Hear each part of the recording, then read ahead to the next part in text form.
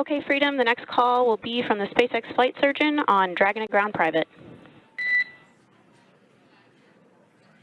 Understand. Thank you.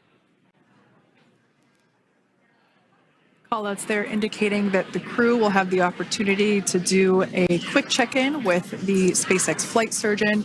This is standard procedure for every Dragon spacecraft when it returns to Earth. It's just an initial check-in, make sure everybody is doing okay. They will also have another check-in with the flight surgeon once they are on board that recovery vessel that you see there in the background.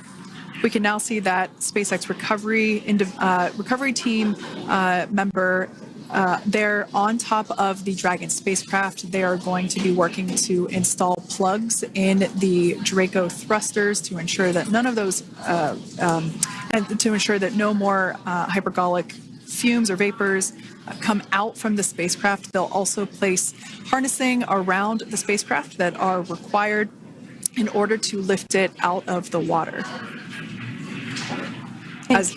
Go ahead, Sandra. Continuing to get some views of the recovery personnel, both the main recovery vessel, Megan, as well as some of those fast boats that we've discussed previously. It looks like just a beautiful day there out off the coast of Tallahassee, Florida. Weather was pristine. We were able to get undocked from the International Space Station as expected at 10:05 p.m. Pacific time yesterday evening, and Crew Dragon has since completed steps ahead of its splashdown at 2:57 p.m. Pacific, and we're now stepping through procedures to get Dragon hoisted up onto the Megan recovery vessel and get the crew extracted out of the spacecraft.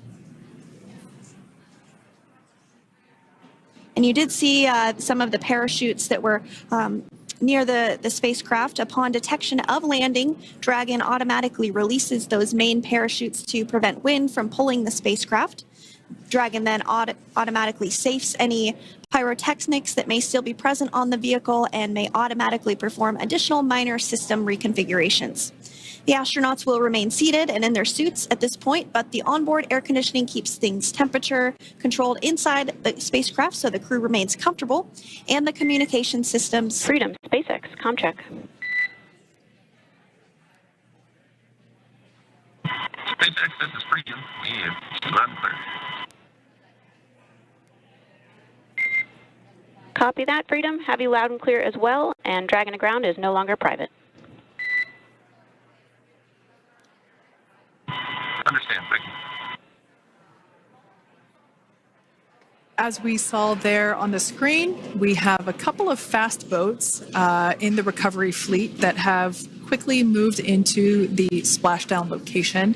They are being followed by one of the main recovery vessels, which will move into position upwind of the spacecraft. The two fast boats have very specific roles. Excuse me. The first approach is focused on immediate safety inspection, as we saw. They do this for spacecraft integrity and checking for any presence of those hypergolic propellant vapors. And this ensures that it is safe for the recovery vessel to approach Dragon. Once Dragon is cleared for full approach, as we heard is the case today, the team begins rigging the spacecraft for water recovery by the recovery ship. The second fast boat is responsible for parachute recovery and also serves as a redundant boat to the first one that makes the initial approach to the Dragon spacecraft. As we saw a little bit earlier, we were also able to see one of the recovery team members get on a jet ski to help gather up the parachutes that were automatically detached from the Dragon spacecraft upon splashdown. And it will take a little over 10 minutes for the recovery crew to complete their safety checks. Once they complete, the team will begin preparing Dragon to be lifted, and as you see, they are preparing for that to take place at this point.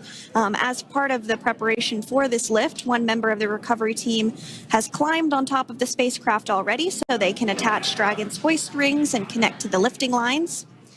It will take us less than an hour to raise Dragon to the recovery boat and remove the crew from the spacecraft. After medical checkouts, the crew will return to land within 4 hours by helicopter.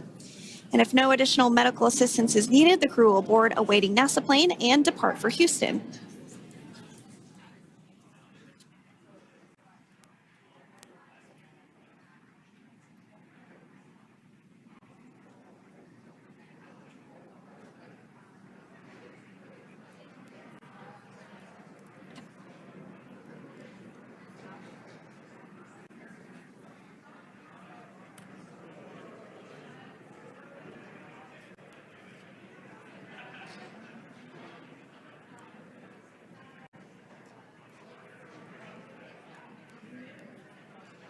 And as we continue to await Dragon to be hoisted up onto the ship, we have a very special treat. NASA Public Affairs Officer Jaden Jennings, who is actually on the recovery vessel and had a bird's eye view of the splashdown today. Jaden, how are you? How was the view from the recovery vessel?